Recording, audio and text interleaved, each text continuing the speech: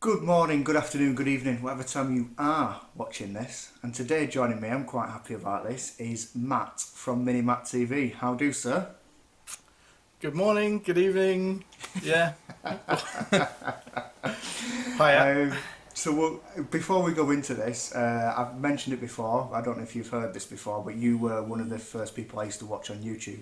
So Yes. yeah, I saw Yeah, you I doing did it. hear that. I saw I'm, you uh, do it, I'm and I thought, oh, it's easy this.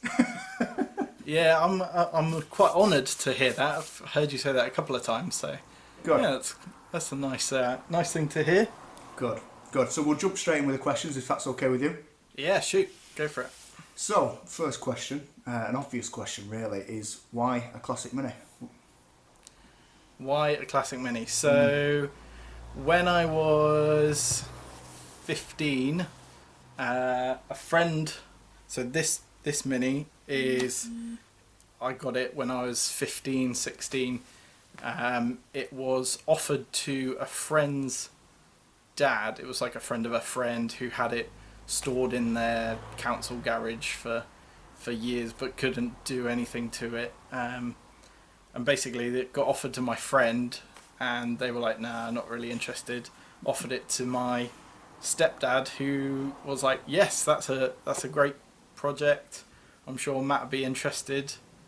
But then, life goes on and Yeah. didn't end up collecting it until like the September, and then I was back at college, and that's how it sat there for 13 years or whatever without me touching Wow. it.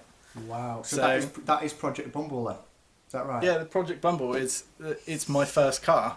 Oh. It never saw the road in my hands until last August. Hmm. Um, and before that it was off the road. The last tax disc is 1995, so Wow. yeah, Superb. Absolutely so yeah, amazing. That is a 20 great story. 20 odd years off the road, so Fair enough. Fair enough. No, that's perfect. Now, question number two. So we've seen you weld, and we've seen yeah, you try fit to. the. Well, no, you've done a fair job there. We've basically obviously put the engine. We've seen you restore a Mini, basically. Yeah. What was the hardest job that you found to do? So I knew you were going to ask this, um, because I've watched all the others, and I don't want to say what I'm thinking, which is the split pins in the pedal box, because Okay. they are a nightmare. Yep. Um, but I'm struggling to think of another. I mean, other than just having to sort the sheer amount of rust Yeah. and cutting and welding, which was by far a bigger project than I ever thought it was going to be. I mean, you Um, made a lot of your panels, didn't you? From what I remember. yeah, yeah. Yeah. I am one of those people that don't like spending money if I can help it. I think we all are mini So owners. yeah, so I think um, so I think I just tried to do what I could. I mean, I think I welded once before when I had an Wow. MX-5. Wow. Did some welding on that, and that was kind of my intro to it. Yeah. So yeah, I know I appreciate that because I remember you did go quite extensively, especially into that rear end basically where the heel board is and things. I remember you had to completely rebuild that section. So Yeah, yeah, the whole side. Yeah, and I took all the inner seal off of one side completely. So yeah. No, fair play, fair play. I enjoyed watching it. I know a lot of other people did. So moving on for just on I have asked other people this as well. What's the hardest job you've done non-mini related then on any other vehicle? I would say that would probably be on the MX-5 where I changed the diff, Wow. um, and there's like that big power plant frame that runs from front to back, Yeah. and there's like really long, like 6-inch long bolts that go through an aluminium casting, and I just managed to break the head off a big breaker bar doing that. Wow. Wow. Um, but yeah, I think that's I mean, I didn't do it on my own, so No. that was a bonus, but that's Still, probably... I've never seen that, but like I say, I know when you're in awkward positions and that they just seem to be the bolts just sort of seem to end to the you're just like, for God's sake. So fair enough. So we'll move on from that one then. And again, like you say, you have watched the interview, so you'll know this question, and it is dream 3-car garage. Dream 3-car garage. This is another one that I've sort of thought about in my head, and I definitely don't ever plan or want to sell Bumble. Okay. So I think that's one that would definitely stay indefinitely. Yep. And then I think I would like... Do you know the RWB Porsches? The really wide body Porsches? You do not have to tell me about RWB. They are immense. Something like a wide body Porsche, or maybe some kind of older Jap. Something wide and low and ridiculous. Yeah, and just looks awesome stood still. Yeah. Yeah. No, And then the third one I was thinking was, I think I'd obviously want like a daily car, like a family car. Okay. But just for the sound, I'd go like an AMG Merc. Yeah, good shout. Good shout. Yeah, just black on black. What was the reason for the AMG Merc over the something like an RS6? What would be the reason for that? Just prefer them? I don't know. I just love the sound of of those engines. It's just crazy. 6.3 black AMG. on black. Yeah. That would be it. Fair play. No, that sounds like a very, very good car garage. The RWB Porsche, great shout. Have you seen the videos on something how I could track? Yeah. Have you seen the videos on how they're made? Yes. The guy in the little tin hut. So yeah, that's fair enough. I appreciate that. So again, next question. You've heard this on every single one I think I've ever asked. Is you've bought a Mini, needs no rush repair, unlike Project Bumble did. You can't say wheels because everybody says that it's boring now. What's your first modification? I would go with a good Stage 1 kit. Yes. Because it's rather inexpensive.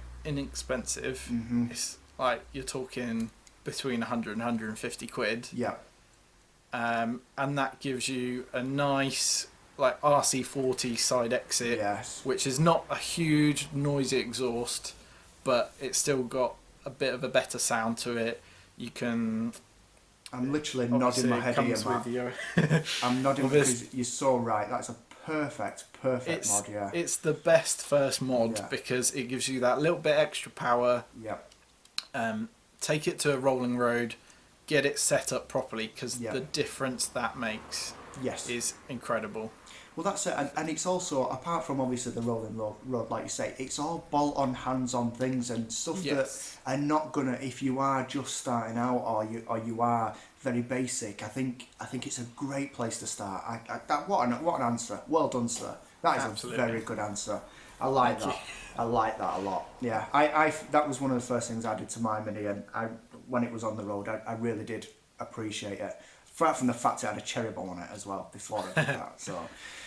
So my other Mini that I had, that was completely standard when I got that, and I didn't want to change the wheels or anything at first. So yeah, that was my first mod, and I fitted that Stage 1 kit like the night before I was going on a club rolling road day. So, and going as a club, everyone was paying like, I think it was only about 30 quid, but that was like 10 years ago. So yeah, I remember the club rolling road days. Yeah, great.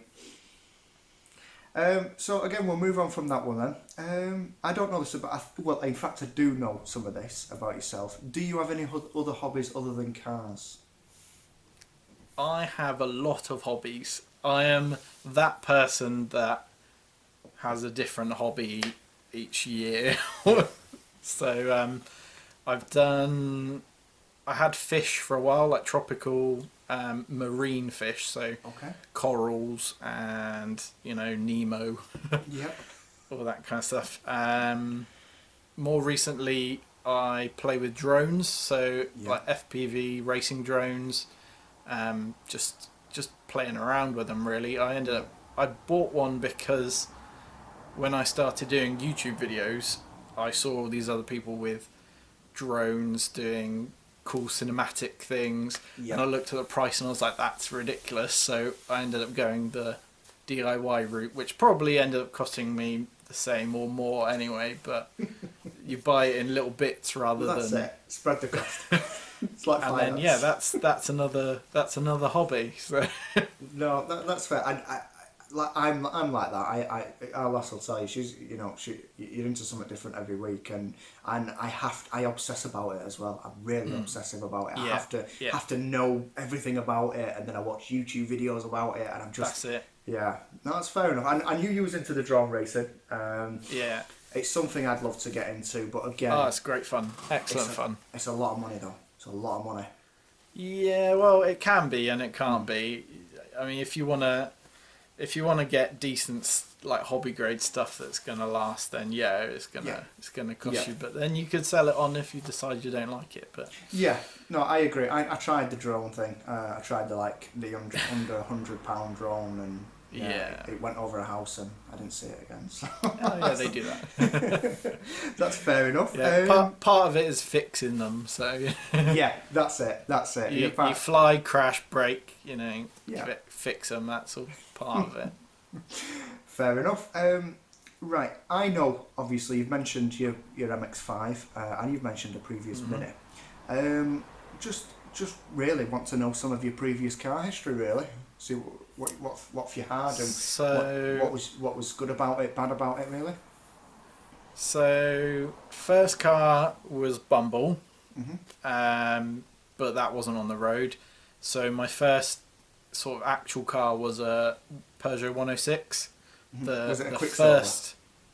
No, it was the first one, and it was like the 1 or sub 1 litre. It was something like 954 cc with only 4 gears, and I put a rod through the block doing 90 on a private road, obviously. Of course, yeah. Of course. So yeah, that was a really good first car. Yeah.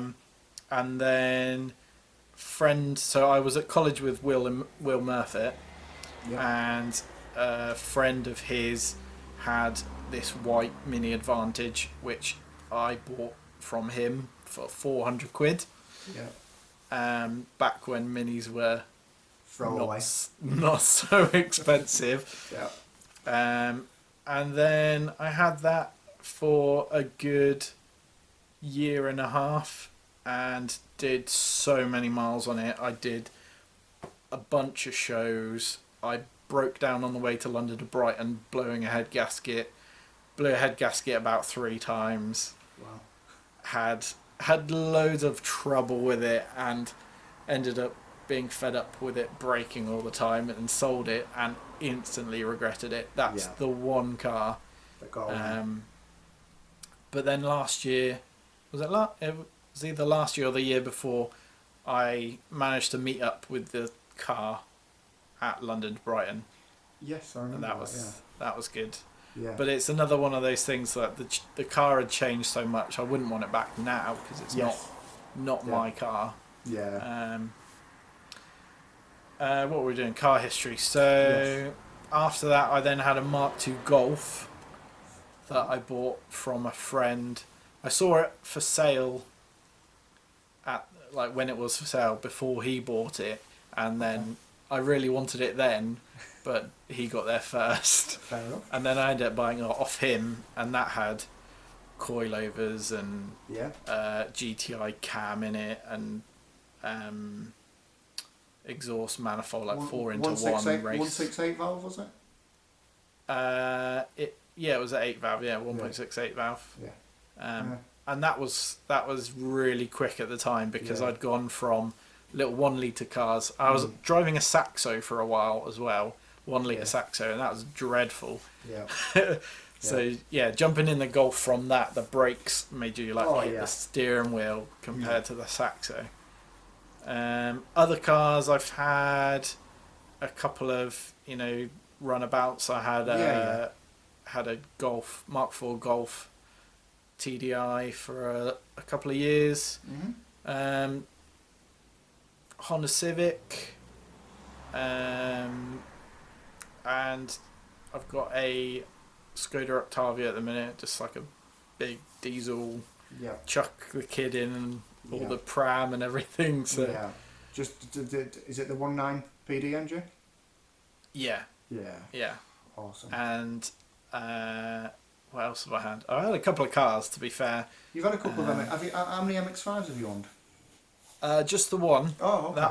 That was my stepmum's old car. So that was my dad and stepmum had that since I was 14 or something, and it was involved in an accident and written off, but it was only cosmetic damage. And then I fixed up the rust on that, and then ended up making it silly, and then had to get rid of it. Was it the 1.6? Was it the 1.6? The 1.8. 1.8, yeah. With a welded diff and roll cage and bucket seats and snap-off steering wheel, all that kind of stuff. That ended up being, not the most practical car anymore. Of course. And then I got a Mazda 6 as a family car, and then ended up selling the MX-5, which I shouldn't have done because you didn't get much money for it, to be honest. Silly money now. And then the Mazda 6 broke, so Yeah, they do that, the Mazda 6s. So that you've had quite a few cars there. And just a couple. Yeah, the white Mini was the one that, like you say, I did that. I bought my first car back after about 2.5 years of not owning it. I had a Vauxhall Nova 1.2 saloon. You love the Novas, don't you? Oh, I was a Nova.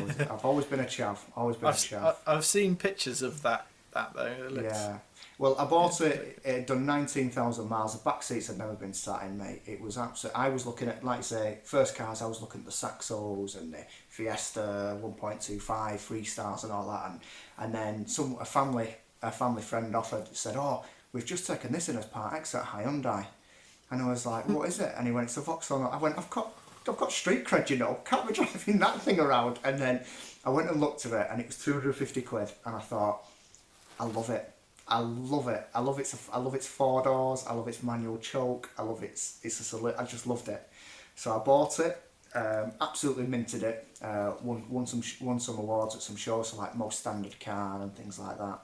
And then I sold it on eBay to an old guy for about I think got $650 for it, and it was immaculate when I sold it. And I drove all, and anyway, I had a 2-litre 8-valve Nova then, so I wasn't interested in the saloon anymore. It could go anywhere it wanted. I didn't care.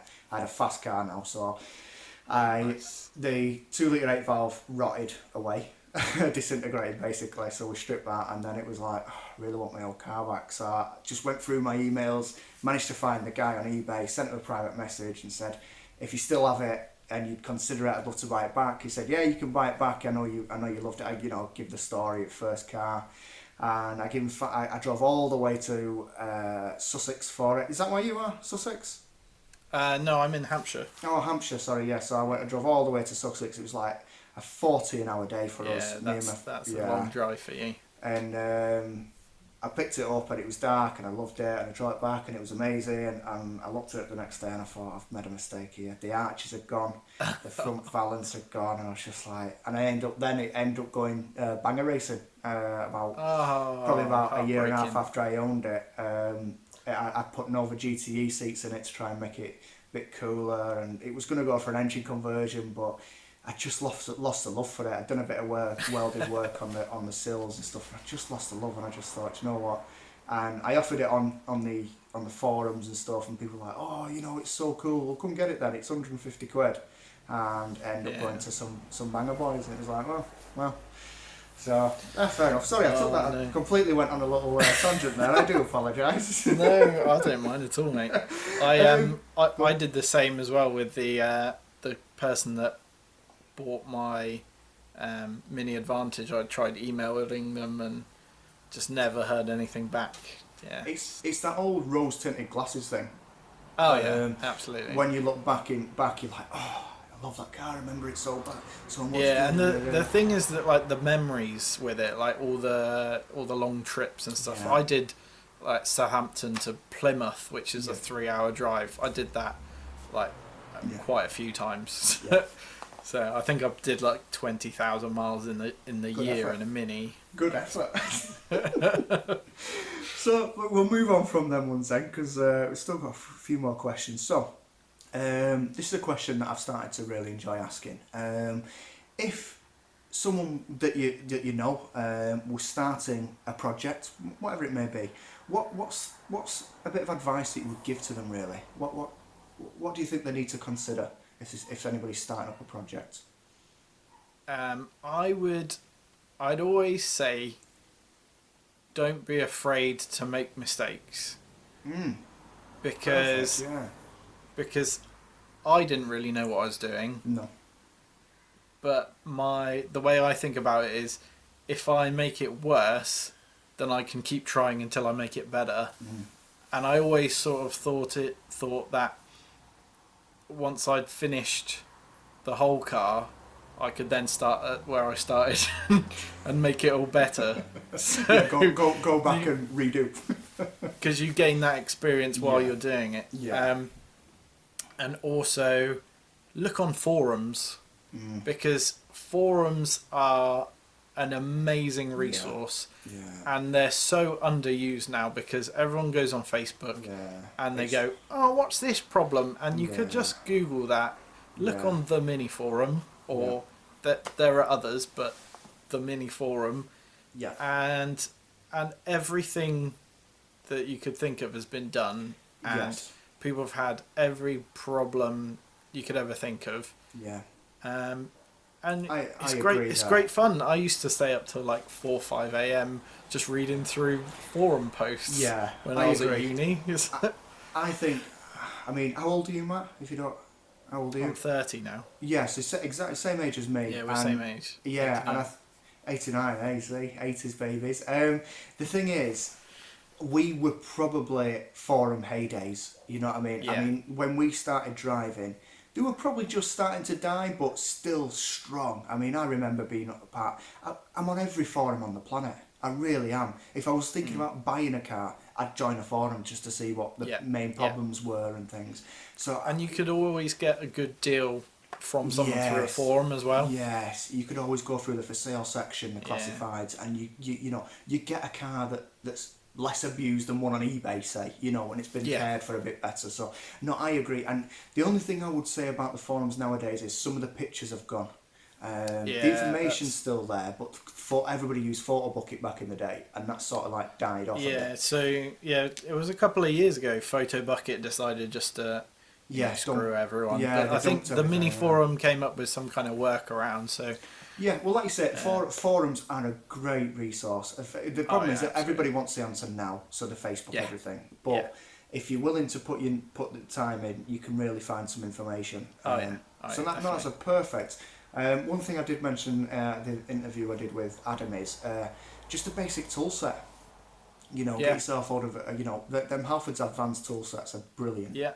I think that's what I started off with.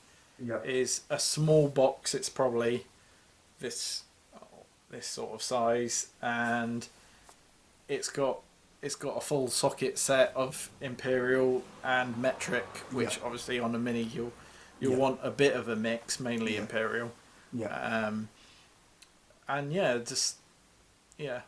Simple I like set that of though. tools. Don't be afraid to make mistakes. I think that's a brilliant answer, because absolutely. I think especially with the internet, people are very, very cautious about what they do and what they don't do.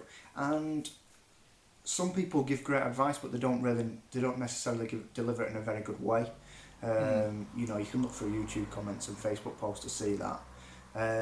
But I think everybody just wants the same goal, really. Everybody wants you to have a safe and nice car. So, you Yeah. know, you take advice on board and have a look how other people do it. And fair enough, yeah, Yeah, perfect. get yourself a Haynes manual. Yeah, Always definitely, worth getting. definitely. First head Um, gasket I did, had no idea what I was doing. yeah, Haynes manual, me and a friend, neither yeah, of us had done it, and we got it done in an afternoon. So yeah. It's like one thing that I get a lot of people asking me questions about. One of my favourite things to do on cars is brakes. It always has been. I enjoy doing, you know, disc and pads on a car. It's nice for me. And a couple of friends recently asked me, you know, oh, we're looking to get a little car and start maintenance on it. What do you suggest? I said brakes, and they ran away. I said you don't need to. I said just because it's the stopping thing, you know, as long as you methodically go through it, it'll be fine. And I just start with simple tasks. Oil changes, for God's sake, just do an oil change, you know, and you'll learn so much because you'll see things on the engine that you're not used to seeing. And I think, that's it. yeah, it's a great place. Right, let's do some YouTube questions because obviously that's how we met each other. What made you actually start your YouTube channel? It's been going a few years now, so what made you start? So I think I started because I was going to make a post on the mini forum. I think I actually did, but there was no sort of response. Yeah. Not that I was really after a response, but No. I think I'm quite a lazy person, and if I put it on the internet, then someone is going to watch it, and it has been very, very useful because I found all of you lot as mates that are then like, okay, so what's happening? What have you done? Have you been in the garage? And I'm like, okay, I'll go in the garage. Yeah. And I never would have got the car done as quick as I did because of YouTube. Yes. Yes, I agree. Yeah. Because that gave me the sort of boost to even move it to this garage, out of that barn where it was, you know, trapped in a corner. Official barn find. You knew it was there, but you found it. Yeah, I had to uncover it. So it'd been there 10 years. So, and then I think one of the channels that I was watching at the time was Matt Green. Shout out Matt Green. Because he was in his garage every night. He was filming it, just putting time lapse. He wasn't worrying about, I don't know if he does now, he didn't worry about music or anything like that. And I was like, I can do that. Yeah. So I just gave it a go. Yeah. And you'll see in I think it was my first video, I said like, I'll put you on time lapse, Matt Green, you'll like that. Something like that. So I definitely think it's helped massively in that respect. Yeah. So. No, that's perfect. That's perfect. Moving on from that one then, name a few of your favourite channels. So obviously I watch all the mini guys. Yeah. I think my favourite non-mini but automotive is Soup Classic. Yes. Because if you haven't seen it, he does everything in stop motion. So he'll turn a bolt a quarter of a turn, take a picture, turn it, and it takes him hours. He said once that it could be an hour to a 2-hour job, and it would take him 6. Wow. I mean, I remember his loom videos where his loom used to move. That's just fascinating. The production on it is just incredible, and just George does a fantastic job. So yes. And another channel that I watch is Juicebox. Okay, don't watch that. It's a bunch of Irish guys. Well, it's one Irish guy that's he does the vlogs, and he's restoring a AE86, the Corolla. Oh yes. That got pulled out of a field, and it's really interesting to watch that, because it's all been bodywork. I think he's about a year behind on his vlogs, but it's just hilarious. It's so funny. They're just a bunch of lads in their shed, their like big warehouse that they have, and they're all just working on cars and having a laugh, and they've been to like Sweden doing ice drifting, and they're like doing donuts in the car park, and it's just it's so funny, and every single upload straight away just click it. Yeah, So. no, that's fair. That's fair. I mean, I agree with that. I mean, I've said this a few times. I watch a lot of YouTube channels. I enjoy production and I enjoy the cinematics. It's great. I also watch a lot of YouTube channels for the person that's presenting it as well. Absolutely. You know, I think that's a big thing. You know, some people. I mean, you know, Dave Jag probably won't mind us saying this, but his channel's very basic. But I enjoy watching his content. I really do. You know, he's not bothered about the music and things like that, and fair play, because the content he puts out is superb. So, no, I appreciate that. I will move on from that one then, and the last question is, what can we expect coming up on the old YouTubes there? Well, there's. I'm not going to say the car's done, because it's never going to be done. No. There's quite a few little jobs that need doing. And I want to get some videos just going out for a nice drive, that sort of thing. I've also got plans for a few power mods. So yeah, I might do a couple of videos on sort of what you might want to do if you want a bit more power. And eventually there will be videos on painting, because I want to paint the car and I want to do it myself. So yeah, there should be a few bits to come. Good. Absolutely. Good. Well, like I say, I mean, obviously it was weird because I saw the car at IMM, and you'd stopped uploading. So it was sort of like I knew snippets, because obviously, you know, we chat quite a bit, so I knew snippets. Yeah, I had to stop uploading because on the few months before IMM, I was finishing work, I was going home, having dinner, going to the garage until like 2 a.m, 3 a.m. sometimes. Wow. And then going home, having a shower, going to sleep, getting up at 8 or to work for 8:30. And I had so much to do that you'll notice in the last few videos that I've uploaded that there's not an awful lot of content there. It all just kind of happens. Because I was in such a rush. I couldn't spend the time videoing much. It was sort of along the lines of Paul P of, I've done this now. He's rather very good than at that. showing you how I did it. Well, that's Which the thing. I love Paul P's videos, don't get me wrong.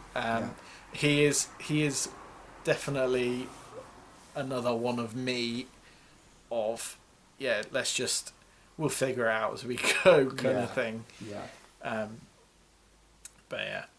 No, I mean, obviously, like you say, I've said it many times, and people are probably bored of me saying it, but it does take longer to film than it and you know, and even just stopping off and going, right, I'm just doing this, and it's like, even that stop while you're in a certain position trying to do something, it does take that time to even consider, and then you might do something, I should have bloody filmed that. But sometimes you just get on and and it's amazing. I mean, this is what I've done with the Fiesta. I've mentioned this a few times, that the Fiesta is almost done, and people might have wanted to see videos on it, but that's my time, you know, and I've enjoyed that's fair just working on that and listening to tunes in the garage and just being myself with nuts and bolts. That's what I like. The YouTube is good, but I'm not a production guy, and editing's not my game, so I prefer working on the cars than actually producing the content. But I think your last Fiesta video was like a year ago now. Yeah, well, yeah, it was Yeah. bang on a year ago, because that's when it went bang. Yeah, because I watched that yesterday or the Oh, day did you? before. So. Well, like I say, I have got a video planned for it when it's finished, and I will be, you know, doing a probably 20-25 minute video of it, you know, of going through Nice. start to finish of what I have done and what I it look is now. forward to it. Yeah, thank you, thank you. I know some people aren't really interested in it, but I'm doing it for my own personal documentation as well. So, listen, Matt, I think we have the record. It's going on for 36 minutes. Excellent. Well, it's been a lovely chat. Thank you. I've really enjoyed it. Obviously, I know you personally anyway. We've spoken quite a few times, but it is nice to just get that little bit of background and things. So, Yeah. listen, thank you so much for coming on. It's been I wonderful. really appreciate it, bud. Thank you very much. All right. Take care.